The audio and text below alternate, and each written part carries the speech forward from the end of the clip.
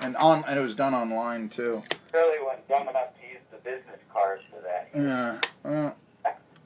All right, it's Tri-City Sports Now, our last segment. We're with SoCon John Hooper. We usually go out the last half hour of every Monday, and once football season begins, we will be here at 1:30. Hey, SoCon John, let's talk ETSU first, and then let's go down the rest of the SoCon. What do you think of it? What's this? VMI actually won a game, something like that, we'll be doing that here in about a month. Let's see here, but before that, and we wanted to talk a little football because you're writing your football previews there for Medium. I wanted to ask you this here: you would talk a little bit off the air about the European trip ETSU is taking this month, and my question is why?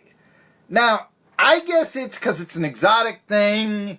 It makes it that much more appealing to come to ETSU, especially the overseas player and all this.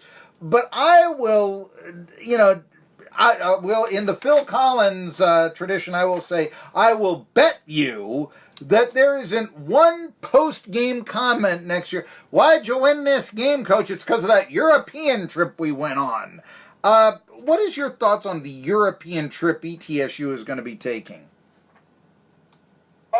I think they're obviously the countries, was it the Czech Republic? I think they're not going to Serbia, not without Mladen, but yes. I think maybe Hungary, is that right? To tell you the truth, I've sort of looked at it as something that they talk about, but it's sort of like, telling me about your mansion in Rio. It's sort of in one year. I'm not going on this. Come on. It's not like it's going to count in the standings. What's the big deal? That's my point right there, as cynical as it may sound. I think part of it is you get one of these every 4 years. I know UNCG went to Spain a couple of years ago. Wofford went to Portugal last year, and they ended up winning the league. And UNCG ended up winning the league. So maybe there is something to it. I don't know.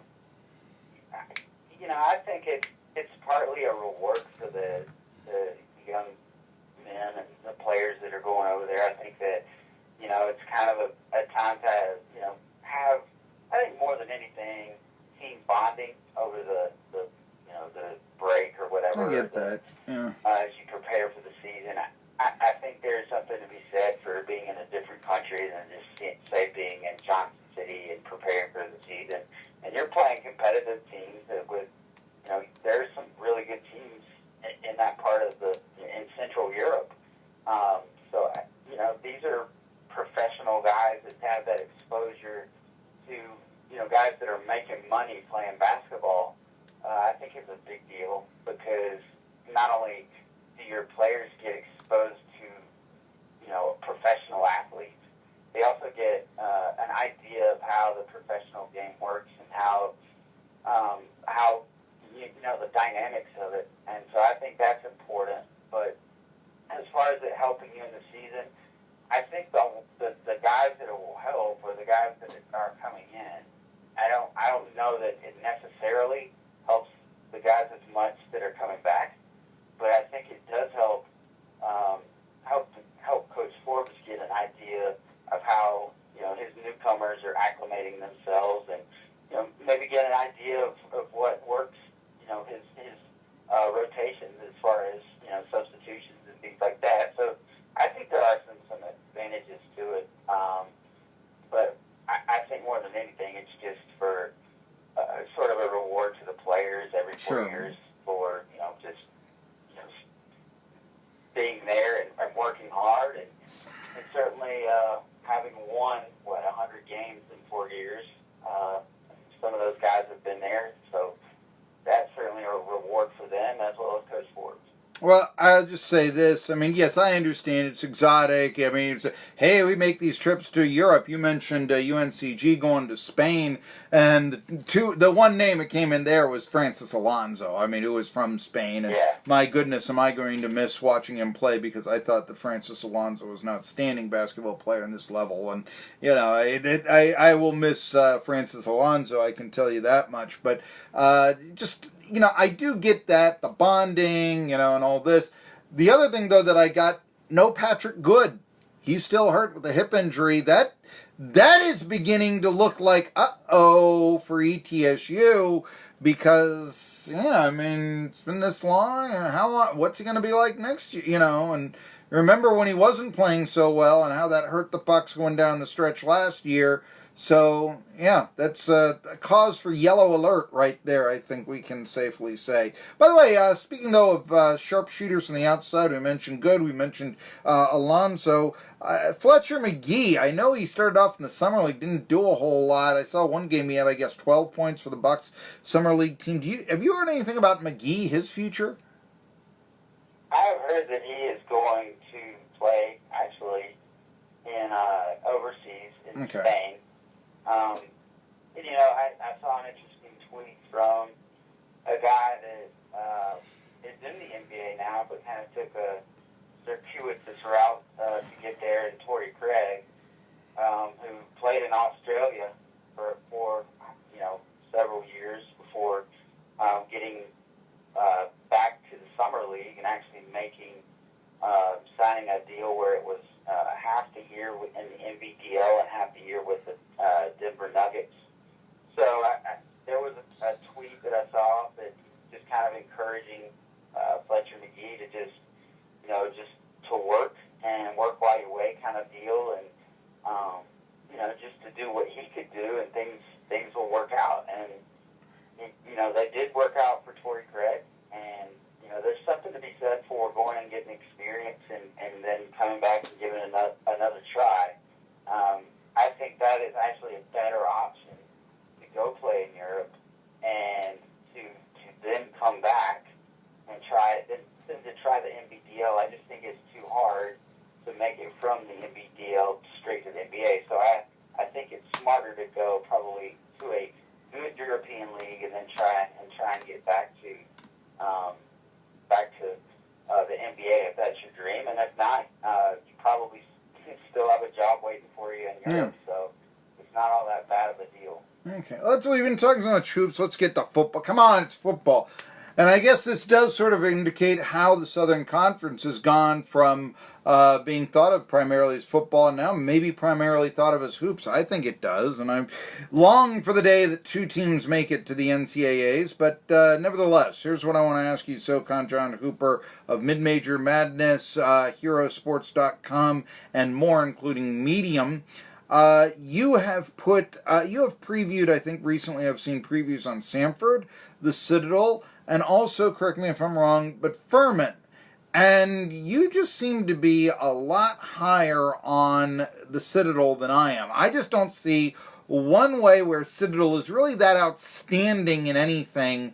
Not that maybe they're poor, but that they're not outstanding in anything this season. You think that they're a dark horse contender for the Southern Conference title. Why is that?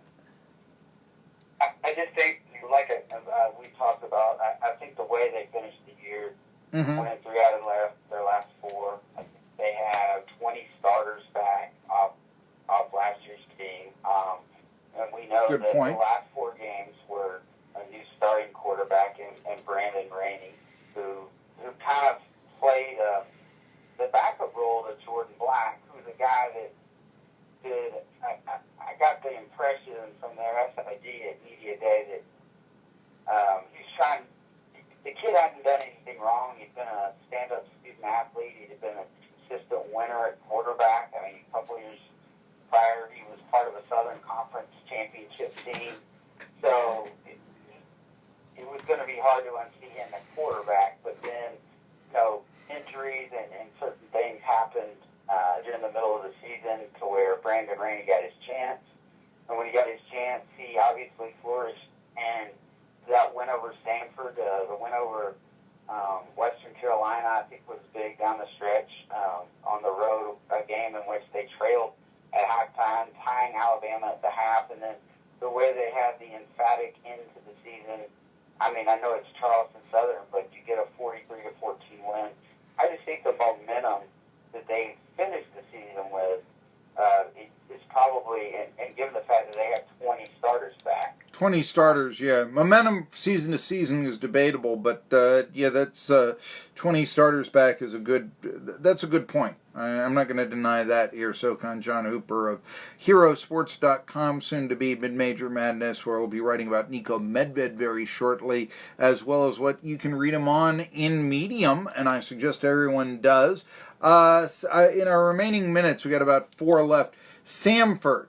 I don't they were picked to win it last year. They didn't, and now without Hodges, who, from what I understand, is the reports are he's doing very well in Steelers training camp. It's just that, how can he get on the field with Dobbs and Mason Rudolph ahead of him? But nevertheless, what I'm going to be saying is that Samford also is one of these teams that doesn't seem to be that outstanding. I mean, their best player is a midget wide receiver, basically. What do you think the chances are of the Bulldogs having another winning record this year?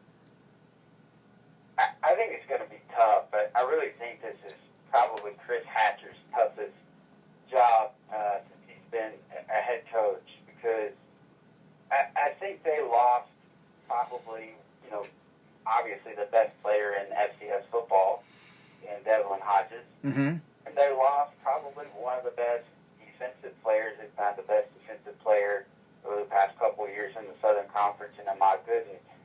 So, given that, and given the type of offense they run, it'll be interesting to see how the Chris Oladokin will, or will it be Liam Welch that replaces Hodges under center of the season.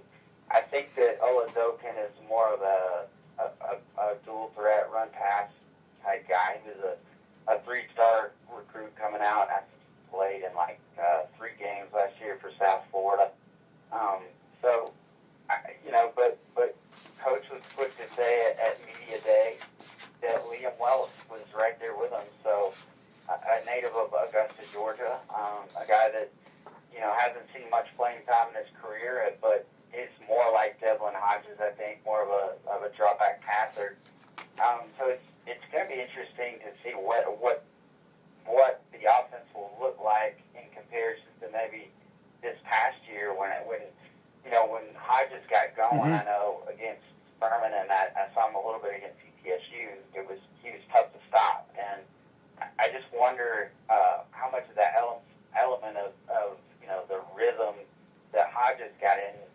I think as much as the rhythm he got into, I think that dictated how the rhythm of the Samford offense. And so I wonder if that the guy that takes over will have that same effect. And I just think I agree. I need a 30-second answer for this, okay? Of all the QBs that you put in your All-Southern Conference, first team, Tyree Adams, quarterback, Western Carolina. Okay, that seems to be consensus. But you chose Robert Riddle of Mercer as your number 2. 30 seconds, please. Tell me why. I think Robert Riddle has all the intangibles that make a good quarterback in the SoCon. I think he's got size. He comes from a polished program in the McCauley School in Chattanooga, which also produced B.J. Coleman that went on to the NFL and played for the Volunteers and then Chattanooga. So I think he's polished. I think he's ready, and I think you saw an indication of that last year when he outpassed Devlin Hodges in the yes. And Bobby Lamb says he's the best he's had in 10 years. SoCon John Hooper, I'm Marky Billson. See you tomorrow. There you go.